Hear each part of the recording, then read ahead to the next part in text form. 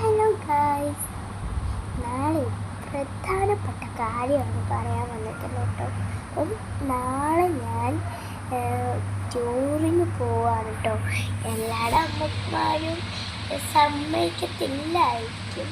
അപ്പം നാളെയാണ് ഞാൻ പോകുന്നത്. കൃത്യം 7:30 അവിടെ ചെല്ലണമെന്നാണ് പറഞ്ഞേക്കുന്നത്. ഞാനിപ്പോൾ അത് 10:48 ഇപ്പം ഞാൻ കിടന്ന് ഉറങ്ങിയിട്ടില്ല. ഇവിടെ ഇനി 8 മണിക്ക് നേരത്തെ എണ്ണിക്കണം. അവിടെയാണെങ്കിൽ ഞാൻ നേരത്തെ ഉപ്പാൻ്റെ വീട്ടിൽ പോയേക്കുമായിരുന്നു. കുറച്ച് സ്റ്റാൻസ് എല്ലാം മേടിച്ച് നാളത്തുള്ള എല്ലാം സാധനമെല്ലാം ഒട്ടിക്ക് വെക്കുന്നു. വൺ ഡേ ട്രിപ്പാണ്. നമ്മുടെ കോട്ടയം ജില്ലയിലെ ഒരു പാർക്കിലാണ് നമ്മൾ പോകുന്നത്. അപ്പം എല്ലാവർക്കും ഈ പാർക്കെല്ലാം ഇഷ്ടമായിരിക്കും കേട്ടോ. പാർക്കറല്ല, പാർക്ക് ഒക്കെ എല്ലാവരുടെയും ജീവനായിരിക്കും ഈ പാർക്ക് എന്നല്ല, എനിക്ക് ജീവനാണ് കേട്ടോ. അപ്പം ചിലവരുടെ അമ്മയെല്ലാം പറയും, ബീച്ചിൽ പോകുമ്പോഴല്ലേ പറയും പാർക്കിൽ കയറണ്ട, നമുക്ക് ബീച്ചിലേക്ക് കാല് നനയ്ക്കണം. അവിടെ ചെന്നിട്ട് കാല് നനയ്ക്കത്തില്ല. കുറേ അമ്മമാരോട് സംസാരിച്ചുകൊണ്ടിരിക്കും. അപ്പം എൻ്റെ കൂടെ കുറേ ഫ്രണ്ട്സ് എല്ലാം വരുന്നിട്ടുണ്ട്. കുറേ ഐറ്റംസ് എല്ലാം മേടിച്ചിട്ടുണ്ട് കഴിക്കാൻ വേണ്ടി.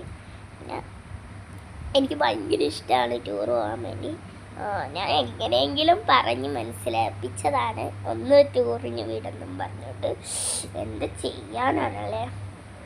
അപ്പം യൂണിഫോമിൽ പോയിട്ട് അവിടെ പോയിട്ട് ഡ്രസ്സ് മാറാം കേട്ടോ. അതാണ് പറഞ്ഞേക്കുന്നത്. ഇനി എങ്ങനെയാണെന്ന് അറിയത്തില്ല. അപ്പം എനിക്ക് ഭയങ്കര ഇഷ്ടമാണ്. എൻ്റെ ഇക്ക ടൂറിന് പോയിട്ടുണ്ട്. 5 ദിവസത്തെ ടൂറാണ് കേട്ടോ. ഭയങ്കര ഞങ്ങൾക്ക് 90 രൂപയുള്ളായിരുന്നു. അവിടെ എല്ലാം 1000 രൂപയായിരുന്നു. അവിടെ എല്ലാം എന്താ ഫ്രീ ഒന്നും വരത്തില്ലല്ലോ.